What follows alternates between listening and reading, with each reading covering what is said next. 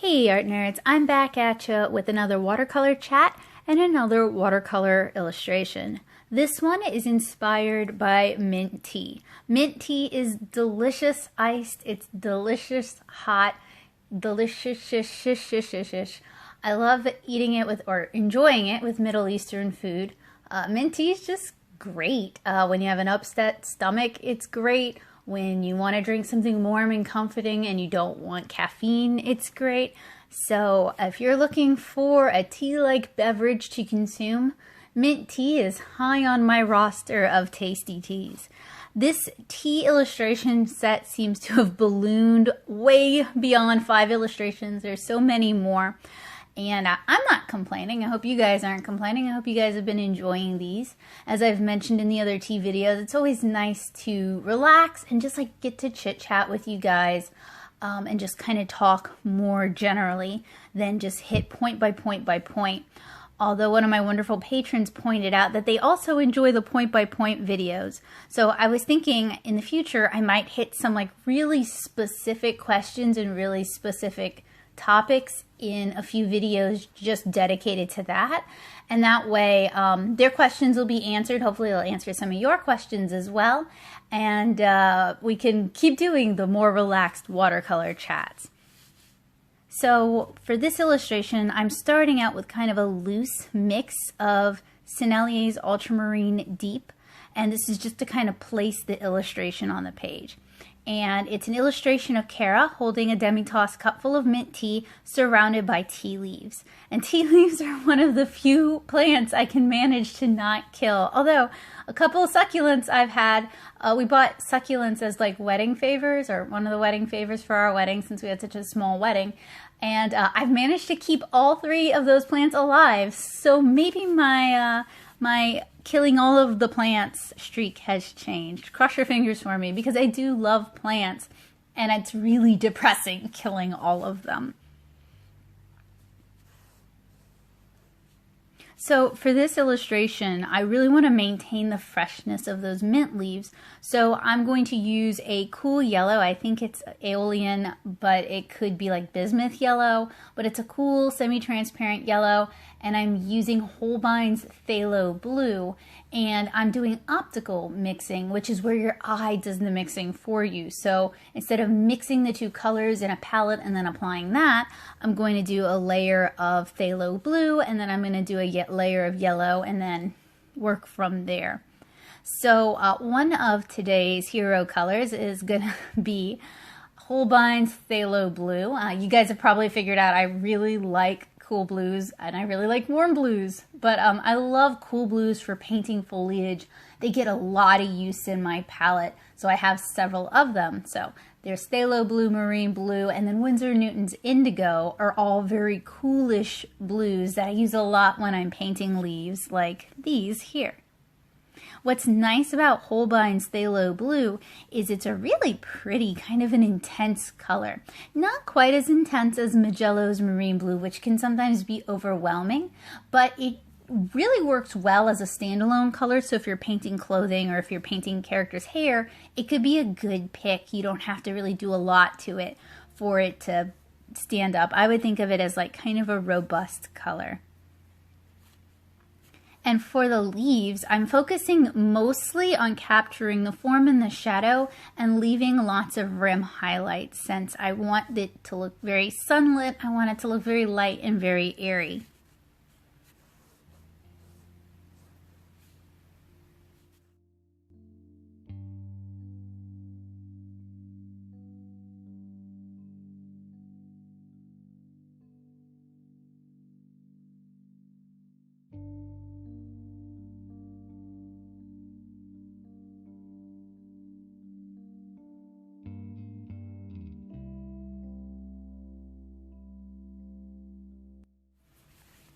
Once that dried, I decided I wanted to go in and add a darker mix of Ultramarine Deep. And you guys can really kind of see how a warm blue, like the Ultramarine Blue, compares to a cool blue like the Phthalo Blue. Both are very useful. Both are great colors to have in your palette, and that's why many mixing sets come with both a warm blue and a cool blue is depending on which you choose, it can really change how your foliage looks. So if you go with a cool blue like we did here, you're going to get these really bright, fresh greens. And if you go with a warmer blue like the ultramarine, you're going to get nice olivey colors.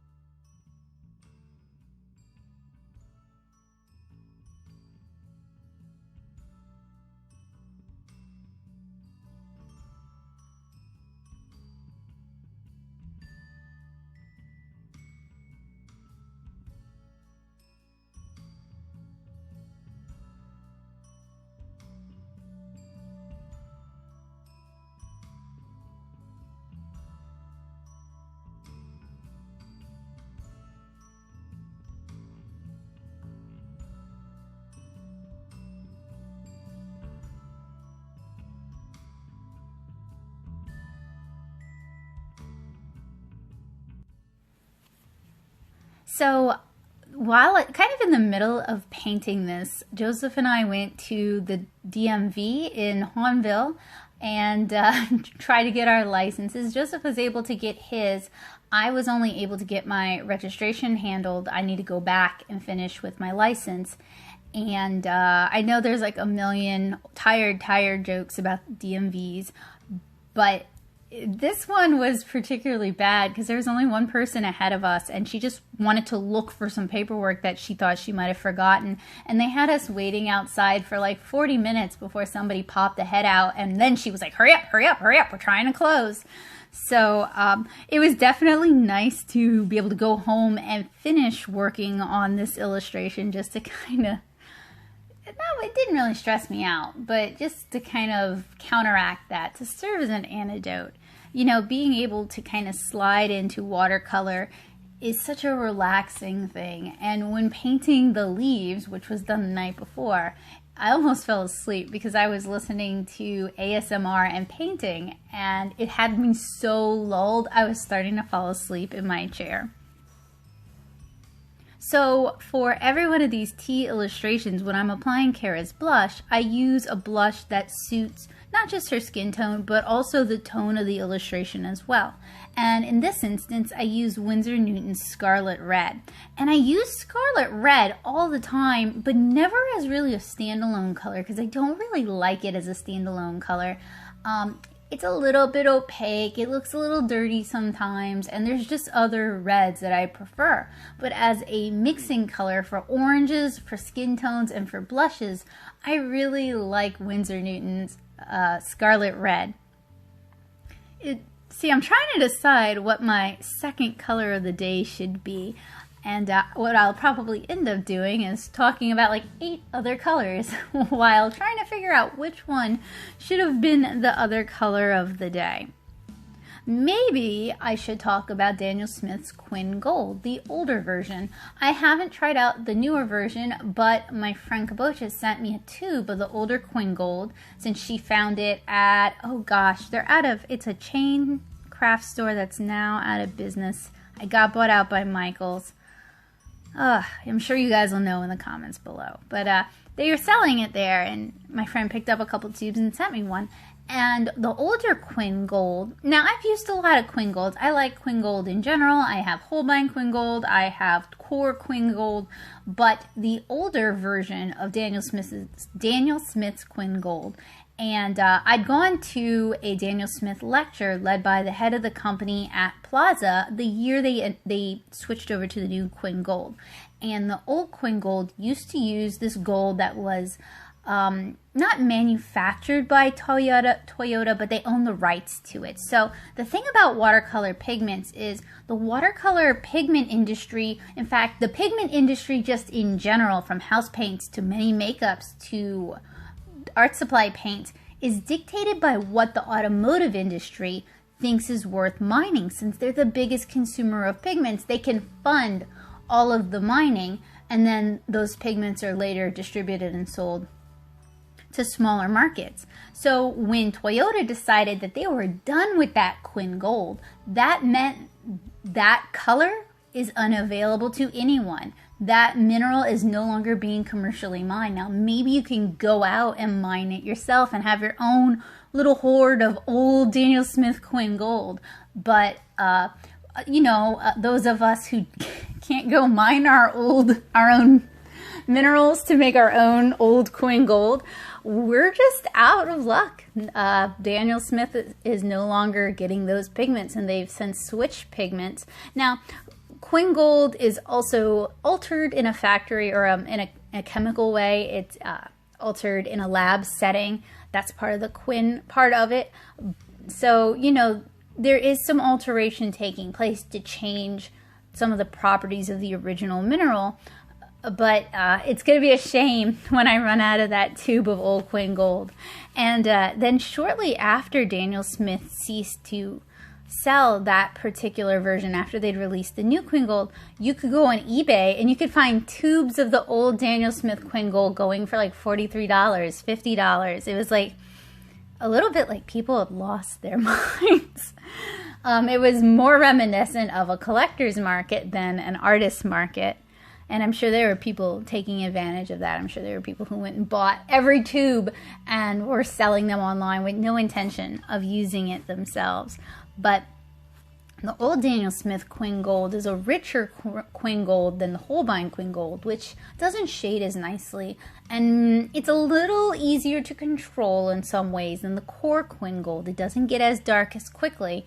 So it was a great color, and it will be missed. So I am so sorry that the other color of the day is old Daniel Smith Quin gold, and good luck finding it. You might. There are probably some like mom and pop art stores that sell Daniel Smith that just never ran through all of their original stock, or their existing stock, I should say. And maybe they haven't yet switched over or had to reorder the new Quin gold. I don't know.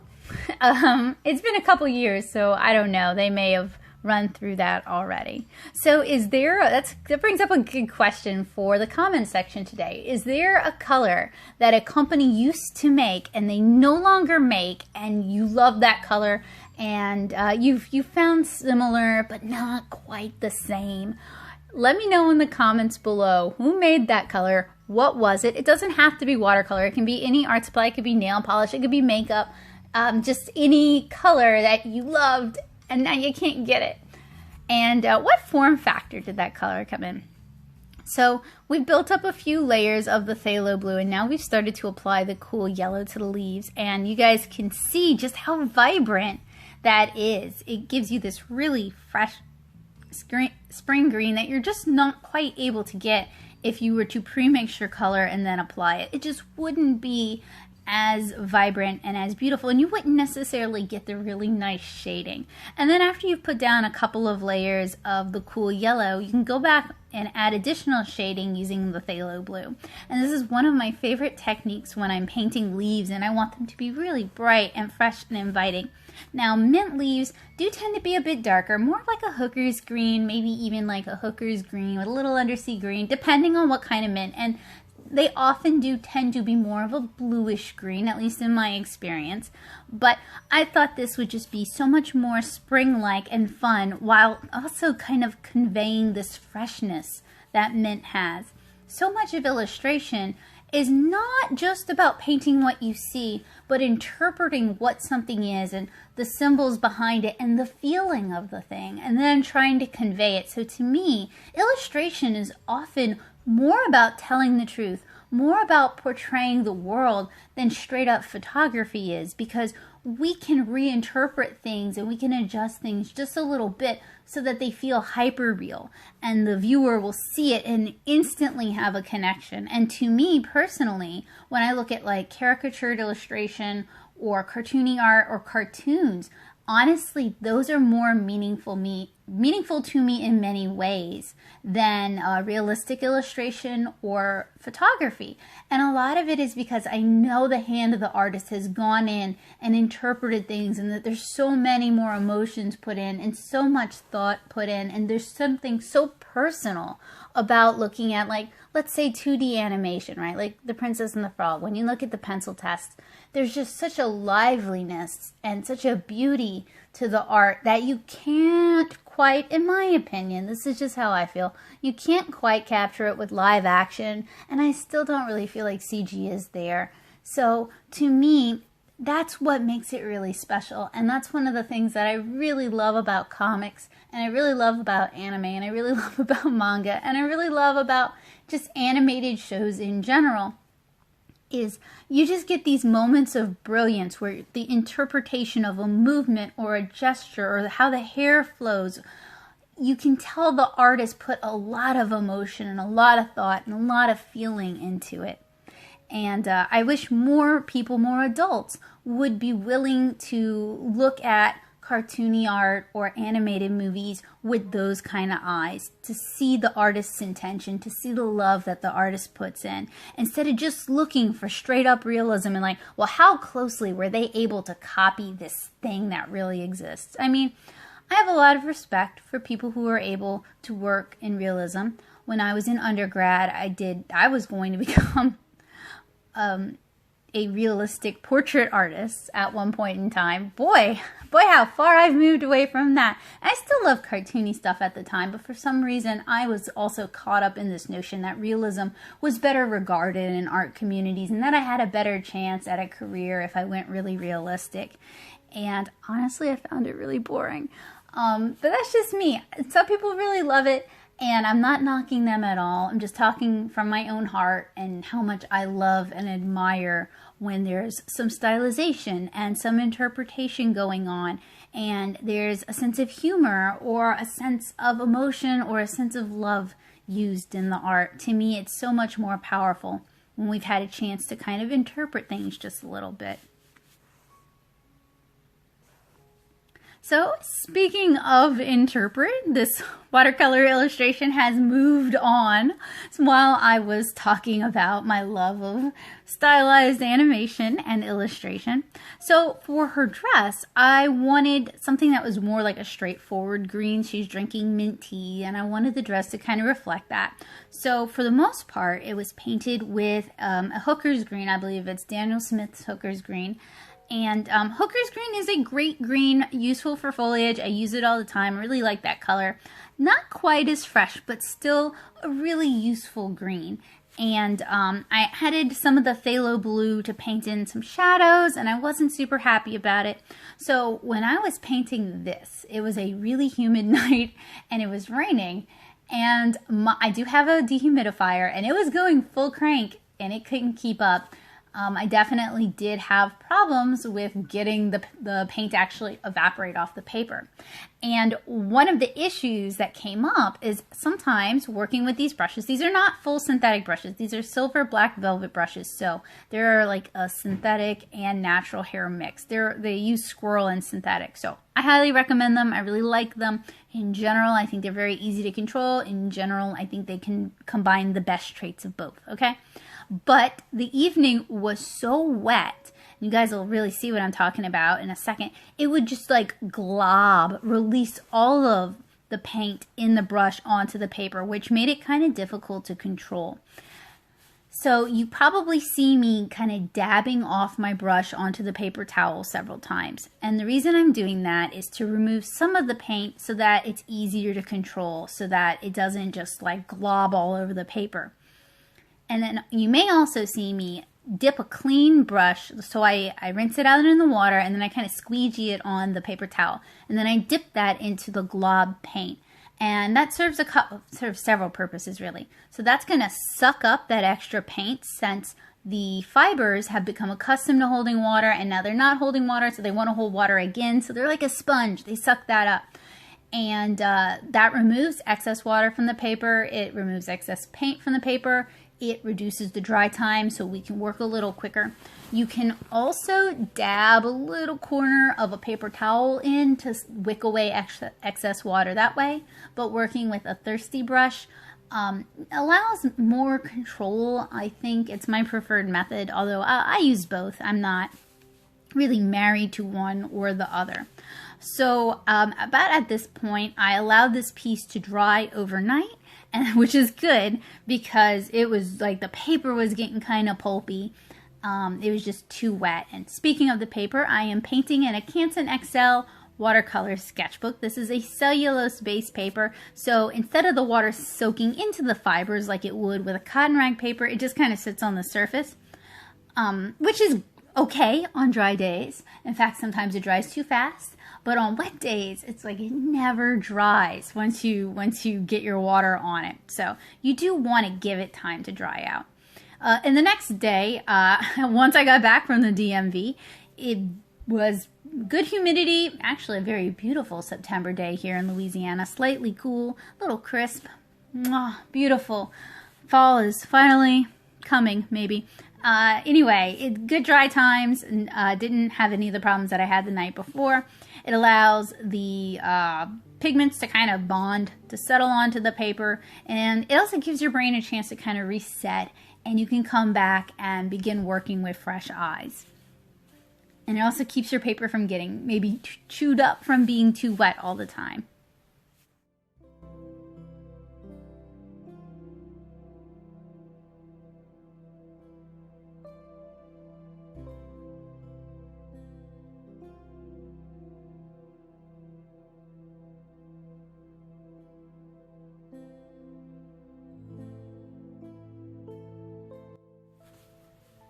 So once I finished painting, of course, you guys know these pens by now, I went and grabbed my Tombow Fudenosuke and my Sakura Pigment FB.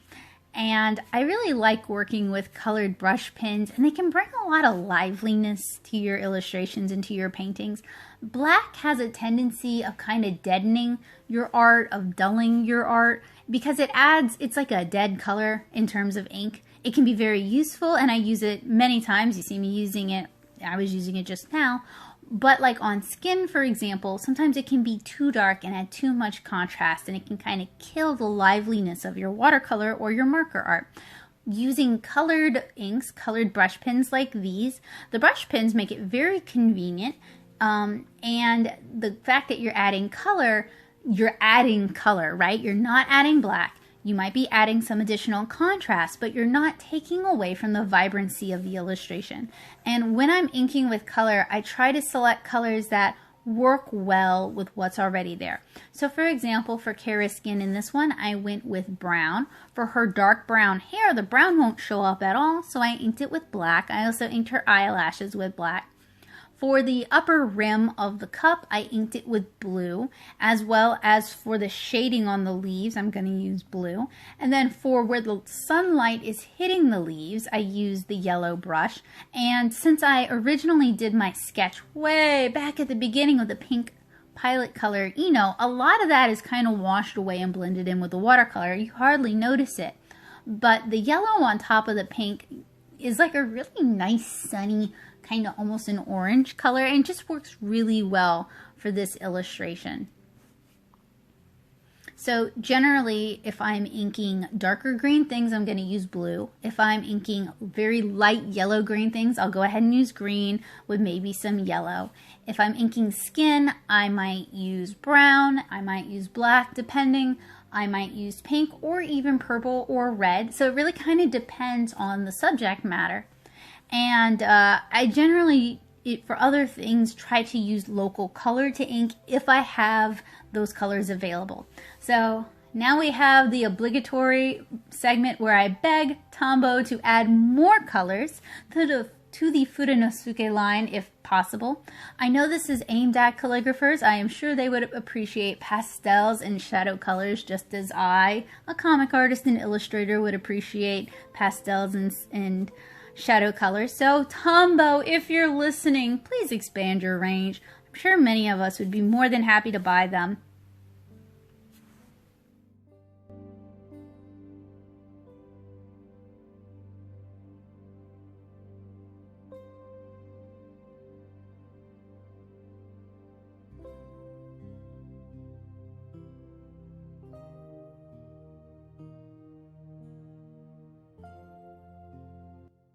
So here we have our inks, and we are almost done. Only thing left to do is to add some white gouache using a synthetic brush, let it dry, and then scan it. And I really recommend once you finish an illustration like this and it's dried, you do go ahead and scan it, especially if it's in a sketchbook, because as the pages of a sketchbook rub together, when you travel with it, when you bring it places, when you work in it, it can deteriorate your watercolor illustrations. Now, keeping a couple rubber bands wrapped around the sketchbook when you're traveling helps a lot, and putting tissue paper or even copy paper in between your sheets helps a lot as well. But really, if you have something you really like in this thing and you'd be sad if something happened to it, just go ahead and scan it. Don't wait until the whole sketchbook is done. As I've been working on these tea illustrations, I've been scanning them as I go, just in case something happens. I'd be really sad and really bummed out if it got ruined. So I'm using white gouache just to do kind of a light plaid pattern, a very simple plaid pattern on her skirt, just to kind of break it up, to make it easier to understand as a form, because it's going to show the actual volume of the shape, and sometimes that makes it easier for viewers to understand what they're looking at, and you know, honestly, just to make it a little bit cuter. I'm also using the white gouache to add some highlights on the leaves and to kind of delineate them from each other. I'm not adding too much detail here since there's already a fair amount going on. Now, it's not as busy as some of the tea illustrations, cinnamon tea with all that holly and ivy, but you know, sometimes simplicity is good.